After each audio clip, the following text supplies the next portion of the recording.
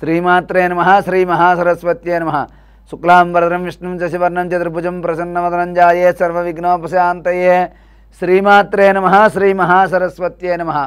మనం ఈ రోజున నక్షత్ర బలం కార్యక్రమంలో ఆరుద్ర నక్షత్రం గురించి తెలుసుకుంటూ ఉన్నాం. ఈ యొక్క ఆరుద్ర నక్షత్రం పరమశివుడికి సంబంధించిన నక్షత్రం. ఈ ఆరుద్ర నక్షత్రం వారు మాస శివరాత్రి నాడు కానీ ఆరుద్ర నక్షత్రం వచ్చిన రోజున కానీ పరమశివుడికి పంచామృతాభిషేకం చేయించుకోండి, మీకు మంచి జరుగుతుంది. అలాగే మీరు గ్రహాల్లో రాహుగ్రహాన్ని ఆరాధించడం, దుర్గాదేవి ఆలయానికి వెళ్ళడం, ప్రతి శుక్రవారం క్రమం తప్పకుండా దుర్గాదేవి ఆలయానికి కానీ ఏదైనా అమ్మవారి ఆలయానికి వెళ్ళి ఉదయం 10:30 నుంచి 12 గంటల మధ్యలో 10:30 నుంచి 12 గంటల మధ్యలో అమ్మవారి ఆలయానికి వెళ్ళి అక్కడ 7 నిమ్మకాయలు కానీ 9 నిమ్మకాయలతో కానీ రాహుకాల దీపాన్ని పెట్టండి.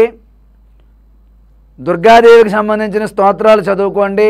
దుర్గాదేవి అష్టోత్తరం 108 నామాలతో ఆ దీపాలు పెట్టిన చోట కుంకుమ పూజ చేసి ఆ కుంకుమని మీరు తెచ్చుకుని రోజు ధరించండి, మీకు మంచి జరుగుతుంది. కాబట్టి ఈ యొక్క ఆరుద్ర నక్షత్రం వారు రాహుగ్రహాన్ని ఆరాధించడం, సోమవారం నియమాలు పాటించడం మీకు విశేషమైన ఫలితాన్ని కలగజేస్తాయి. అలాగే ఈ ఆరుద్ర నక్షత్రం వారు చింత చెట్టు ఉన్న చోటుకు వెళ్ళి అక్కడ శుభ్రం చేసి అక్కడ నీళ్లు పోసి ముగ్గు వేసి అక్కడ ఆవునేతితో దీపారాధన చేయండి. చింత చెట్టును పెంచి పోషించండి, మీ చింతలన్నీ కూడా తీరిపోతాయి. ఈ యొక్క ఆరుద్ర నక్షత్రం వారు సోమవారం నియమాలు పాటించడం, రాహుగ్రహాన్ని ఆరాధించడం, అలాగే శనివారం నాడు కానీ మంగళవారం నాడు కానీ ఆదివారం నాడు కానీ ఈ యొక్క ఆరుద్ర నక్షత్రం వారు మినపగారెలు చేసి మీ ఇష్టదైవానికి కులదైవానికి నైవేద్యంగా సమర్పించండి. మినుముతో చేసిన వస్తువులు ఎవరైనా పిల్లలకు పంచిపెట్టడం కానీ అయితే ఎవరికైనా ఇవ్వడం కానీ చేయండి, మీకంతా కూడా మంచిగా జరుగుతుంది.